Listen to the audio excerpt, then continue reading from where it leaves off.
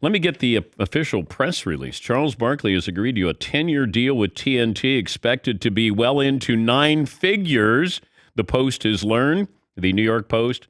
And the exact amount Barkley will make is not yet known if he fulfills the entire contract. Could be well in excess of $100 million, could approach $200 million. Charles Barkley join us on the program. Drinks are on you, Charles. Drinks are definitely on Chuck, man. I just want to thank my TNT family. Man, I've got a great company I work for, so I'm excited to be back with TNT and looking forward to the future. How did the Live Tour negotiations affect, or did they affect your contract with TNT? 0%. 0%. You know, TNT asked me, like, they said, we need something from you. Would you give us something? And I said, what do you want? They're like, we need you to stay longer. We can't lose you and bid on the NBA.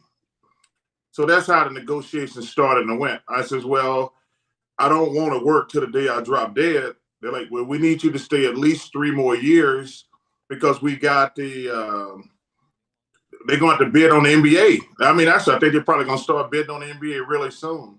They said, we can't let you leave in 3 years and bid on the NBA. So they asked me would I sign for a couple more years. And I said, well, you guys been great to me. I'll stay on a couple more years. And, I mean, there's probably 0 chance I'm going to stay for the entire 10 years, Dan, to be honest with you. But they've been great to me, and I wanted to do something for them, and they did me a favor.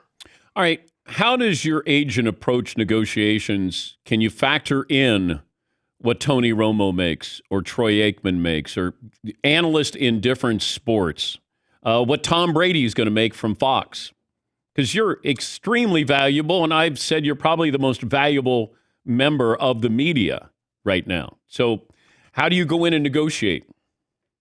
Well, Dan, number one, you said that before, and I want to thank you for the kind words. First of all, my agent, who I love, Mark Perman, he's done a fantastic job, had nothing to do with this. I met with Turner personally because, dude, I'm not worried about money at this stage of my life.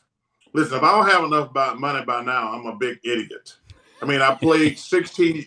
No, I mean, seriously, Dan, I played 16 years in the NBA, and this is my 22nd year starting night on Turner. If I don't have enough money by now, I'm just an idiot. Well, you're not a very good gambler, though, so I got to factor in, you know.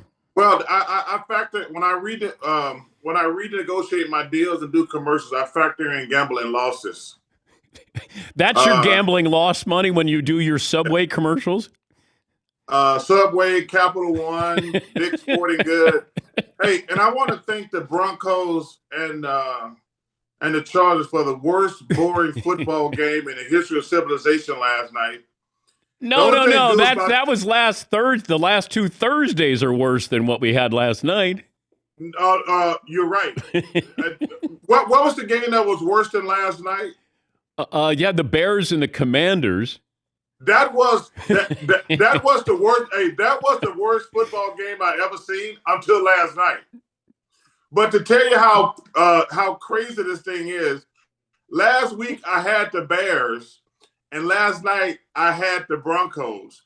And the only reason I would watch 2 games that bad is I bet on them. Yes. But I'm not joking. Last Thursday, when they were like at the 3-yard line, all they needed a touchdown. That was the worst game I'd ever seen until last night. But the only good thing about last night, I had the Broncos +4. Okay. All right. Congratulations.